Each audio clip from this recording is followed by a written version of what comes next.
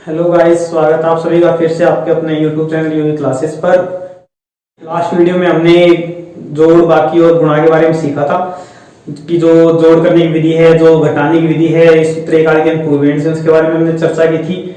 और last video में हमने गुणा के कुछ मेथड देखे थे, जैसे सूत्र एकाधिक पूर्वेण से गुणा किस प्रकार किया जाएगा, सूत्र उधर तिर्यक से गुणा के हमने कुछ एग्जाम्पल देखे थे, और सूत्र निखिलम से भी गुणा हमने सीख लिया था, आधार और उपाधार विधि दोनों। तो इस प्रकार से गुणा के बहुत शॉर्ट ट्रिक्स हैं, बहुत छोटे मेथड हैं जिनसे आप जल्दी से आसानी से गुणा कर सकते हैं। आपके सिलेबस में एक गुणा और है जो पहले चलता था, सूत्र एक न्यूनतम पूर्वेण, जो पहले ही सिलेबस में था, लेकिन लास्ट ईयर से ही आरबीएससी ने कुछ चेंजेस किया है, जिस वजह से ये गुणा के कुछ मेथड हट गए हैं। तो मैं सूत्र एक न्यूनतम पूर्वेण इसलिए नहीं करवा रहा हूँ। अब हम चल रहे हैं सीधा भाग पर। तो भाग में जो विधियां हैं वो मैंने बोर्ड पे सामने लिख रखी है, तो देखिए। तो भाग करने की कुछ विधियां, एक तो सूत्र निखिलम है, एक सूत्र परावर्ती योजित है, और एक विधि है सूत्र ध्वजांक। तो इनके बारे में हम एक एक करके चर्चा करेंगे।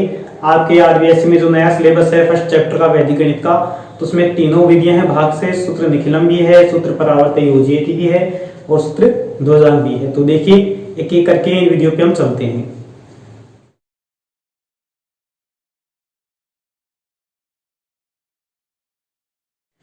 तो देखिए सूत्र निखिलम में कैसे कैसे करना है, हम कुछ एग्जांपल्स लेंगे और उनके थ्रू हम सीखेंगे कि हमें भाग कैसे करने हैं। तो देखिए फर्स्ट एग्जांपल मैं ले रहा हूं। फर्स्ट क्वेश्चन है, एक 10,025 को डिवाइड करना है 88 से। तो देखिए दोस्तों, पहले हम बात करते हैं निखिलम के बारे में कि कैसे कैसे भाग किए जाते हैं। सूत्र निखिलम से वो संख्याओं का भाग ज्यादा आसान होता है जो आधार के पास होती है, जैसे 10 हो गया, 100 हो गया, 1000 हो गया। यदि संख्या आधार के जितना पास होगी, 10, 100 या 1000 के जितना पास होगी, उतना ही ये विधि प्रभावी होगी, उतना ही इससे भाग आसान बनेगा। तो देखिए इस विधि में कैसे कैसे करना है हम सीखते हैं। सबसे पहले इसमें आप 3 कॉलम बना लीजिए, फर्स्ट, सेकंड और थर्ड। तो पहले कॉलम में जिसका भाग देना है उसे लिख लीजिए 88 का भाग देना, उसको लिख लिया। दूसरे कॉलम में इन संख्याओं को लिखना है 10,025 को। लेकिन अब 10,025 को कैसे लिखना है, कितने अंक बीच वाले में लिखने हैं और कितने अंक लास्ट वाले में लिखने हैं, तो ध्यान से समझिएगा कैसे कैसे लिखना है। सबसे पहले हम बात करते हैं आधार की। आधार कितना है, तो 88 में आधार कितना लेंगे हम, आधार 100 ले लेते हैं, और विचलन यहाँ हो जाएगा। तो 88 100 से कितना कम है, 12 कम है। तो 100 में से 12 कम करें तो 88 आएंगे। तो आधार हो गया 100 और विचलन हो गया 12। तो करना क्या है आपको, सबसे पहले यहाँ पे 88 लिख लिया, उसके नीचे लिखना है आपको उसका विचलन। तो 88 के नीचे उसका विचलन हमने 12। अब देखिए संख्या को कैसे सेट करना है। आधार में जितने जीरो होंगी, आधार में जितने जीरो होंगी उतने अंक आपको थर्ड कॉलम में रखने हैं। कितने अंक है इसमें, 5 अंक है। तो 2 जीरो है तो 2 अंक तो ले लीजिए बाहर, और बाकी बचे हुए अंक लिख लीजिए अंदर। समझ में आ गया। तो इस तरह से इस क्वेश्चन को पहले सेटअप कर लीजिए अच्छे से, उसके बाद हम शुरू करते हैं। तो एक बार मैं फिर से रिपीट कर रहा हूं, ध्यान से समझ लीजिएगा। सबसे पहले हमें 3 कॉलम बनाने हैं। पहले कॉलम में संख्या को जिसका भाग देना है उसको लिखेंगे, उसके नीचे उसका विचलन आएगा। और सेकंड और थर्ड कॉलम में संख्याओं को कैसे सेट करना है, आधार देख लीजिएगा। आधार में जितने जीरो होंगी उतने अंक बाहर रहेंगे, 2 जीरो हैं 2 अंक बाहर, और शेष बचे अंक अंदर रहेंगे। समझ में आ गया, क्वेश्चन सेटअप हो गया। अब अच्छे से समझ लीजिए इसको कैसे करना है। सबसे पहले अंक को ऐसे कैसे उतार लीजिए, सबसे पहले अंक को ऐसे कैसे उतार लीजिए। उतार लिया, एक को हमने ऐसे कैसे उतार लिया। अब क्या करना है, इस एक को जो आया इसे गुणा करना है विचलन से। तो एक गुणा करें 12 से, तो 12 से करिए गुणा, क्या आया, जो आएगा उसको अगले अंकों के नीचे लिखते जाइए। एक आया, एक को हमने 12 से गुणा किया, 12 बन गए। अब आगे करना क्या है, एक एक अंक को जोड़ते हुए चलिए। तो एक एक अंक जोड़े तो 0 और 1 क्या बन गया, 1 हो गया। केवल एक अंक जोड़ना है दोस्तों, ऐसे नहीं कि 0 और 2 को भी हमने जोड़ दिया। एक बार में एक ही अंक जुड़ेगा। पहली प्रोसेस में हमने पहला अंक जोड़ा है, तो 0 और 1 हो गया 1। वापस सेम प्रोसेस चलेगी, 12 को फिर 1 से गुणा करेंगे, 12 1 12, यहां तक जुड़ गया। यहां तक जुड़ने के बाद अब इसके नीचे लिखना है कितना 12। तो 12 को 1 से गुणा किया 12, यहाँ क्यों नहीं लिखा, तो यहाँ तक हमने जोड़ लिया। अब अगले में चले आगे जोड़ लीजिए, कितने हो गए, ये हो गए 2 और 1 3। अब फिर 3 से गुणा करके लिखना है 12 3 36। यहां तो जुड़ गया तो इसके आगे लिखना है यहाँ इस प्रकार से, इसके नीचे। अब आगे कोई संख्या ही नहीं है तो आगे लिखने का मतलब नहीं है, इसको कंप्लीट जोड़ लीजिए कितना बनेगा, तो 6 और 5 11, 1 हासिल हो गई, 2 और 2 4 और 3 7 और 1 8। तो इस प्रकार से हमारा जो क्वेश्चन का भाग था वो कंप्लीट हो गया। तो यहाँ हम लिखें भागफल कितना आया, तो भागफल यहाँ आया 113 और शेषफल क्या बचा, शेषफल बच गया हमारे पास कितना 81। तो इस प्रकार से भागफल 113 आया, शेषफल 81 आया। तो इसे फटाफट से कॉपी कीजिए दोस्तों, फिर मैं इसको एक बार फिर से रिपीट करूंगा ताकि आपको अच्छे से और समझ में आ जाए। तो फटाफट से इसे कॉपी कीजिए।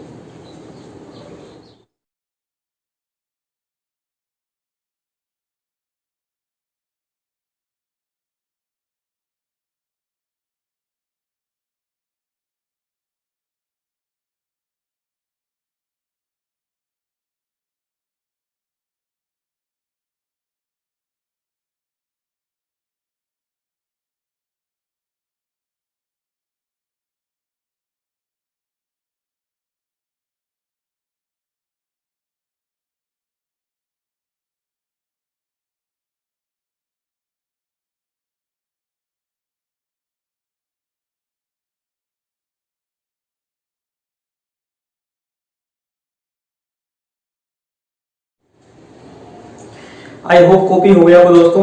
तो देखिए इसको मैं फिर से एक बार रिपीट कर रहा हूँ कैसे कैसे करना है। सबसे पहले हम क्वेश्चन को सेटअप करना सीखते हैं कि हम कैसे इसको सेट करेंगे। तो पहले 3 कॉलम बना लीजिए।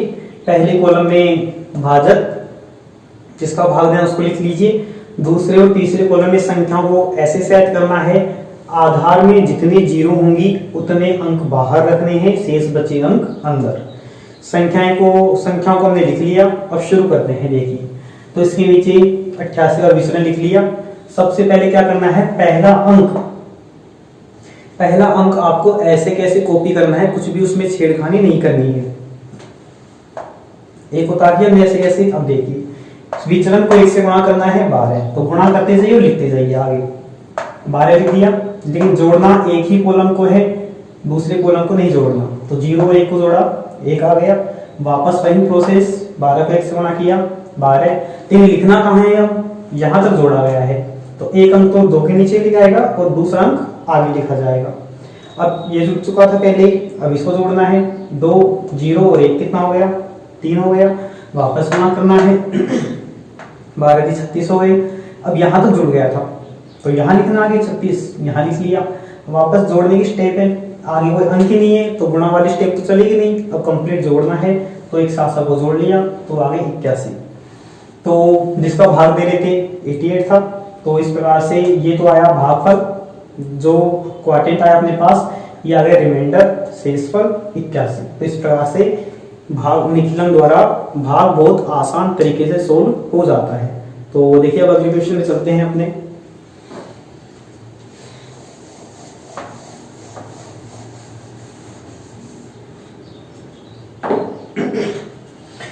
नेक्स्ट क्वेश्चन ले रहा हूं मैं आपको। 311 में भाग लगाना है किसका, 8 का। तो वही सेम प्रोसेस है निकलन द्वारा करते हैं। देखिए वही 3 कॉलम बनेंगे। 3 कॉलम में वही सबसे पहले 8 यहाँ लिखा जाएगा। अब 8 है तो आधार कितना है, आधार तो 10 ही लेंगे हम यहाँ पे। आधार हो गया 10 और 10 से कितना कम है, 8 2 है तो विचलन हो गया इसका 2। समझ में आ गया। इसके नीचे इसका विचलन लिख दीजिए। 8 के नीचे विचलन लिख दिया 2, लिख दिया। अब 311 को सेट करना है तो आधार में कितने जीरो हैं, 1 जीरो है। तो 311 में 1 अंक तो छूटेगा बाहर और बाकी लिखे जाएंगे अंदर। तो इस प्रकार से 311 को हमने 2 हिस्सों में तोड़ दिया। अब देखिए आगे। फर्स्ट मैंने जैसे बताया था पहला अंक ऐसे कैसे कॉपी करना है, कोई भी छेड़खानी नहीं करनी। पहला अंक हमने कॉपी कर लिया। अब देखिए गुणा करते हुए चले। 3 को 2 से गुणा किया, 3 दूनी 6 आ गई। वापस जोड़ लीजिए, 6 और 1 7 हो गया। अब फिर क्या करें, 7 को 2 से गुणा करेंगे, लेकिन 7 गुणे 14 तो आगे कोई अंक ही नहीं है, तो कंप्लीट जोड़ लेते हैं। तो 14 और 1 कितने हो गए, 15। तो इस तरह से यदि हम देखें तो 1 मिनट के लिए देखिएगा, यहाँ भागफल आ रहा है 37 और रिमाइंडर शेषफल आ रहा है 15। अब इस क्वेश्चन को चेक करें दोस्तों, तो एक बात बताइए, क्या ये क्वेश्चन का आंसर सही है क्या? यदि हम किसी भी संख्या में 8 का भाग लगाते हैं तो क्या शेषफल कभी 15 बच सकता है क्या? जैसे मान लो मैं 8 में भाग दूं, मैक्सिमम मैंने भाग दिया 47 में, कितनी बार जाएगा, 5 बार जाएगा, 40 कितने बच गए, 7। तो जो रिमाइंडर बचता है शेषफल, वो कभी भी भाजक से ज्यादा बच ही नहीं सकता। सॉरी भाजक से ज्यादा बच ही नहीं सकता। 8 से हमेशा कम ही आएगा, 7 आ जाएगा, 6 आ जाएगा, 5 आ जाएगा, शेषफल 0 आ जाएगा। लेकिन कभी 8 से ज्यादा जाएगा, कभी नहीं जाएगा। तो इसलिए शेषफल 15 गलत है। तो गलती कहाँ हुई है? तो हमारी गलती कहीं नहीं हुई है। ये क्वेश्चन जो है, ये क्वेश्चन भी आधा ही हुआ है, अभी आगे और सोल्व होगा। तो कैसे सोल्व होगा देखिए। तो इस प्रकार से हमारे भागफल और शेषफल सही से आंसर नहीं आया। हमें पता चल रहा है कि शेषफल 15 आ रहा है, शेषफल ज्यादा जा रहा है, तो इसलिए अभी आंसर खत्म नहीं हुआ, अभी दोबारा करना है। तो दोबारा कैसे करें देखिए अब इसको। हम यहाँ पे 8 का भाग लगा रहे हैं, 8 का भाग लगा रहे हैं, शेषफल कितना आया, एक तरह से 15 आ गया। अब शेषफल में 8 का भाग लगा दीजिए, तो कितनी बार जाएगा शेषफल में 8, 15 में 8 का भाग लगाएं, कितनी बार जाएगा, एक बार ही जाएगा। तो 37 बार तो भाग पहले चला गया था, यहाँ पे 8 का भाग दें, 15 में से 8 के 7। अब यहाँ पे हम देखें 37 बार तो भाग पहले चला गया, 8 का भाग 15 में एक बार और दे दिया, तो 37 बार प्लस एक बार कितने हुए टोटल 38। तो भागफल तो आ गया 38। अब शेषफल क्या आया, शेषफल 15 में दिया था 8 का भाग, एक बार गया, तो कितने बच गए शेषफल 7। तो अब कंप्लीट हो गया। तो इस प्रकार से इसको रिवाइज करना पड़ेगा। ऐसे क्वेश्चन यदि शेषफल ज्यादा आता है तो ऐसे क्वेश्चन दोबारा रिवाइज होंगे। तो अब सही है, भागफल अब आया है 38 और शेषफल अब आया है 7। तो इस प्रकार से ये क्वेश्चन कंप्लीटली ऐसे सोल्व होगा। ठीक है दोस्तों, मैं एक बार फिर से रिपीट कर रहा हूँ, यहाँ तक तो आपको अच्छे से समझ में आ गया होगा। मैं यहीं से दोबारा रिपीट कर रहा हूँ, यदि शेषफल 15 से ज्यादा, मतलब सॉरी 8 से ज्यादा चला जाए, यदि भाजक से ज्यादा चला जाए, तो इसमें दोबारा रिवाइज होगा क्वेश्चन। ये यहाँ से दोबारा रिपीट करेंगे हम इसे। अब 15 तो शेषफल आ गया था, तो हमने 15 में ही 8 का भाग दोबारा दिया, एक बार चला गया, तो 37 बार तो पहले, 37 तो पहले भागफल था, एक एक्स्ट्रा और बढ़ गया, 38 हो गई, और 15 में 8 का भाग देने से शेषफल कितने बच गए हमारे पास 7। तो फाइनली आंसर आया 38 भागफल और शेषफल 7। आई होप समझ में आ गया होगा। इसे फटाफट से कॉपी कीजिए।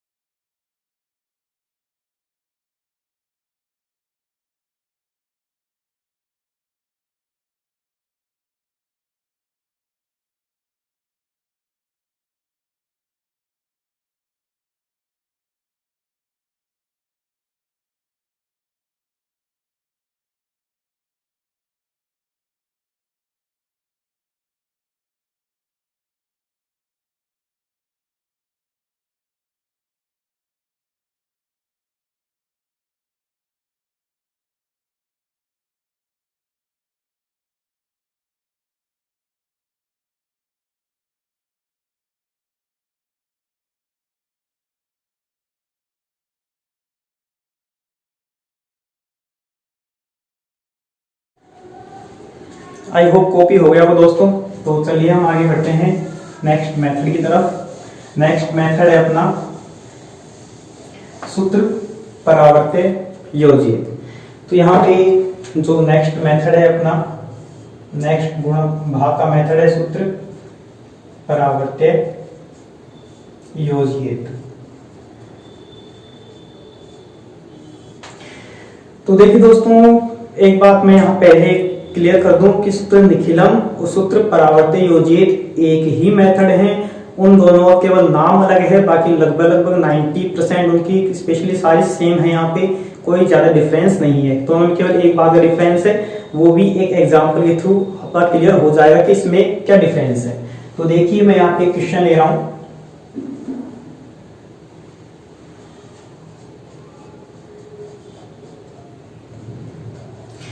तो मैं यहाँ पे क्वेश्चन ले रहा हूँ कि 1358 में आपको भाग लेना है 113 का। तो दोनों में डिफरेंस क्या आप समझ लीजिए। सूत्र निखिलम में डिफरेंस, सूत्र निखिलम और इकोनॉमी की ये डिफरेंस है कि जो निखिलम विधि है उसमें हम वो क्वेश्चन लेते हैं जिसमें भाजक जो है वो 100 से जितना कम होता है। जैसे 88 का भाग दिया था हमने, 95 का दे सकते हैं, 94 का दे सकते हैं। इस प्रकार आधार से कम लेना है। 10 से कम 8 का लिया था हमने, 100 से कम 95, 94, 88 का दे सकते हैं, 1000 से कम।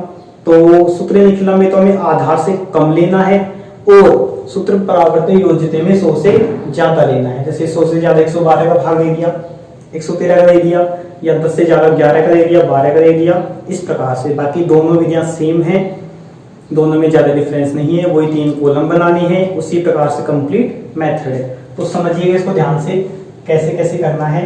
तो फर्स्ट वही मेथड है सेम। सबसे पहले 113 को लिख लीजिए। यहाँ पे मैं लिख देता हूं आधार कितना है। तो 113 के अकॉर्डिंग आधार कितना बनेगा, 100 बनेगा। विचलन कितना बनेगा। तो देखिए दोस्तों, भाग विधि में थोड़ा सिस्टम उल्टा होता है। जैसे 100 से ज्यादा होता है तो विचलन हम प्लस में गिनते हैं और 100 से कम होता है तो नेगेटिव गिनते हैं। लेकिन निखिलम में आपने देखा हमने विचलन को नेगेटिव नहीं लिया। क्यों नहीं लिया, इसीलिए नहीं लिया कि इसमें सिस्टम उल्टा है। निखिलम में जैसे हमने 8 लिया था तो विचलन 2 ही लिया, -2 नहीं लिया। 88 लिया था तो विचलन हमने 12 ही लिया, -12 नहीं लिया। तो यहाँ पे इसी टाइप से सूत्र परावर्त्य योजित में सिस्टम उल्टा क्या होगा। 113 है तो विचलन तो 13 हो जाएगा, सही है, विचलन तो 13 ही हो गया, लेकिन किसका, माइनस का हो गया। तो यहाँ पे ये आपको चीज जरूर ध्यान रखने की है कि इसमें 100 से ज्यादा संख्याएं आती हैं तो इसलिए विचलन नेगेटिव आएगा, और सूत्र निखिलम में 100 से कम आता है तो उसमें पॉजिटिव आएगा। ठीक है, बाकी क्वेश्चन सेम है, बाकी आपको जरा भी दिक्कत नहीं आएगी, फटाफट से इसी क्वेश्चन को समझते रहिए। तो विचलन नेगेटिव है तो मैं इसको -13 को ऊपर लिख रहा हूं। मैंने जो नेगेटिव साइन था दोनों के ऊपर लगा दिया, एक के ऊपर और 3 के ऊपर, ताकि क्वेश्चन को सोल्व करने में प्रॉब्लम नहीं आए। तो देखिए 113 है तो इसका विचलन हो गया 13 और नेगेटिव साइन को मैंने ऊपर लगा दिया, और संख्याएं 1358 लिखनी है। तो वही 2 कॉलम में सेट करनी है। 2 कॉलम में कैसे सेट करें, आधार में 2 जीरो हैं तो 2 अंक तो लिख लीजिए बाहर और बाकी 2 अंदर। हो गया क्वेश्चन सेट। क्वेश्चन सेट होने के बाद करें शुरू। अब देखिए सेम प्रोसेस है, पहला डिजिट ऐसे कैसे कॉपी करना है वही काम करना है सेम। 13 हो गए, 13 को 1 से गुणा करेंगे कितना आएगा 13, एक अंक के नीचे लिख लीजिए। अब देखिए वहां पे निखिलम विधि में क्या कर रहे थे, प्लस कर रहे थे क्योंकि प्लस में था विचलन।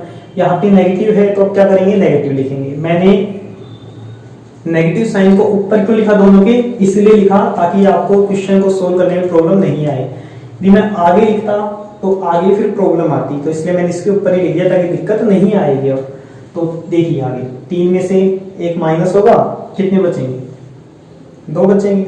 वापस वही प्रोसेस, 13 को 2 से किया 26, 26 आए, लेकिन यहां तक तो हमने जोड़ लिया, आगे लिखना है 26 को। तो लेकिन किसका साइन आएगा, नेगेटिव आएंगे दोनों। अब लिख लीजिए वापस, कंप्लीट हो गया।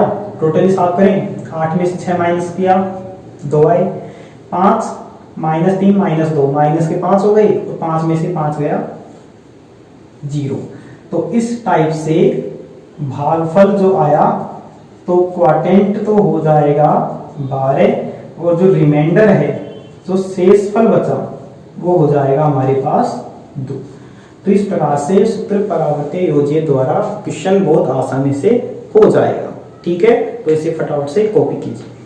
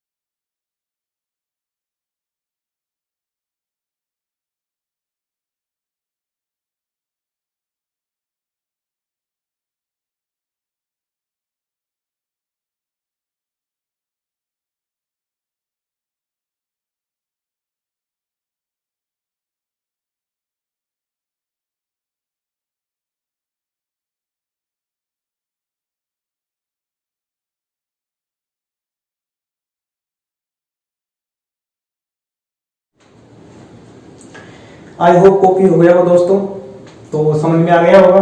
चलिए आगे बढ़ते हैं नेक्स्ट क्वेश्चन की तरफ। तो मैंने पहले कहा था कि सूत्र निखिलम्य और सूत्र परावर्तित योजित में कोई डिफरेंस नहीं है, दोनों सेम ही है, हल्का सा डिफरेंस प्लस माइनस का, तो कोई बड़ा इशू नहीं है, आपको प्रॉब्लम नहीं आएगी। तो मैं इसी को एक और एग्जांपल से और समझा रहा हूँ ताकि और क्लियर हो जाए, दोनों ही मेथड आपके अच्छे से क्लियर हो जाएंगी, कोई प्रॉब्लम आगे नहीं आएगी। तो देखिए इसी मेथड से एक क्वेश्चन और ले रहे हैं हम। 1154 में भाग देना है 103 का। तो देखिए करते हैं, आधार 100 हो जाएगा और विचलन कितना हो जाएगा, 3 हो जाएगा, ठीक है। और लेकिन 100 से ज्यादा है तो नेगेटिव साइन आएगा। अब यहाँ पे फ्रेंड्स आप लोगों ने ध्यान दिया होगा, ये तो 103 हो गया और इसका विचलन 0,3 हो गया। आधार में 2 जीरो हैं तो 2 अंक तो बाहर रहेंगे, तो बाकी अंदर। तो हम बात कर रहे थे, मैंने ये कहा कि आपने छोटी सी चीज नोटिस की होगी कि मैंने विचलन जो है वो 0,3 लिखा है, मैंने 3 नहीं लिखा। क्यों नहीं लिखा मैंने? इसका विचलन क्या हम 3 लिख सकते हैं? जी नहीं, हम इसका विचलन 3 नहीं लिख सकते हैं। क्यों? क्योंकि देखिए आधार में 2 जीरो हैं तो सारा सिस्टम आधार के हिसाब से ही चलता है। तो 2 जीरो हैं तो सारा सिस्टम 2 अंकों के हिसाब से चलेगा, इसमें हम 1 अंक नहीं ले सकते हैं। यदि किसी के माइंड में आ रहा हो कि यहाँ पे हम केवल 3 से काम चला लें, तो दोस्तों 3 से यदि आप काम चलाएंगे तो सारा सवाल गलत हो जाएगा, आपके आना तो आंसर आएंगे और आपके बोर्ड में नंबर भी कट जाएंगे। तो इस बात का जरूर ध्यान रखिएगा। आधार में 2 जीरो है तो 2 ही अंक चलेंगे, आधार में 1 जीरो होगी तो 1 अंक चलेगा, 3 जीरो होगी तो 3 अंक चलेंगे। तो ये आधार के हिसाब से चलते हैं। तो समझ में आ गया होगा आपके। तो देखिए शुरू करते हैं, 0,3 लिया है। अब देखिए सेम प्रोसेस है, सबसे पहले 1 को ऐसे कैसे कॉपी कर लीजिए, 0,3 को 1 से गुणा करें तो क्या आएगा, 0 किया तो 0 और 3 हो गया गुणा। अब देखिए आप 3 से गुणा करते केवल तो यहाँ पे नेगेटिव साइन आता और क्वेश्चन आपका गलत हो जाता। तो इसलिए इसका जरूर ध्यान रखना है, आधार के हिसाब से विचलन लेना है। 1 में से 0 गया, 1 बच गया, वापस 0,3 को 1 से गुणा करें क्या आएगा, 0,3 आएगा। वापस टोटल कर लीजिए, 4 में से 3 गया 1, 5 में से 3 गया 2। तो इस प्रकार से जो भागफल आया तो क्वाड्रेंट तो आ गया अपने पास 11 और जो रिमाइंडर आया शेष फल वो आया 21। तो इस प्रकार से ये क्वेश्चन इजीली सोल्व हो गया। आई होप समझ में आ गया होगा। तो इसे फटाफट से कॉपी कीजिए।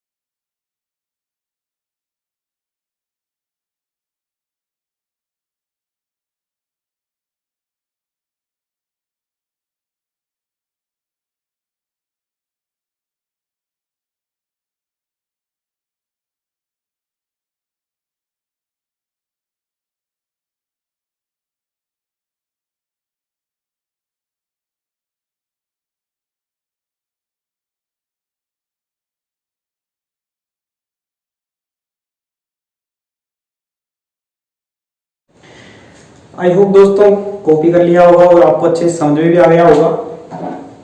अब देखिए आगे चलें।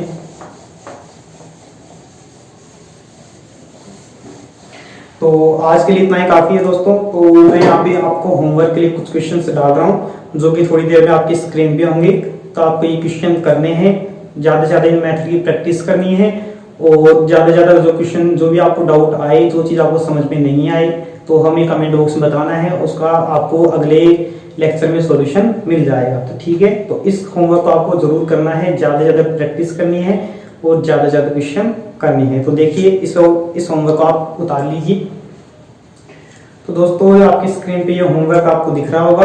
तो तो ये क्वेश्चंस आपको ट्राई करने हैं, जिनकी ज्यादा ज्यादा प्रैक्टिस करनी है, और जो क्वेश्चन मैंने अभी करवाए हैं, जो मेथड मैंने करवाए हैं, उन्हें अच्छे से देखना है दोबारा घर पे जाके, और आराम से इनके ज्यादा क्वेश्चन जैसे आप करेंगे वैसे वैसे प्रैक्टिस होती चली जाएगी, और वैसे वैसे मेथड आपको आते चले जाएंगे। तो ये होमवर्क करना, और जो भी क्वेश्चन आपको डाउट आए वो हमें कमेंट बॉक्स में बताइए, आपको अगले वीडियो में इसका सॉल्यूशन मिल जाएगा।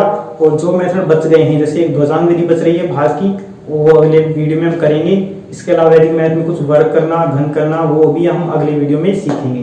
तो इस वीडियो को ज्यादा से ज्यादा लाइक, शेयर और सब्सक्राइब कीजिएगा। आई होप आपको पसंद आई होगी, तो इसे ज्यादा से ज्यादा शेयर कीजिएगा। Thank you.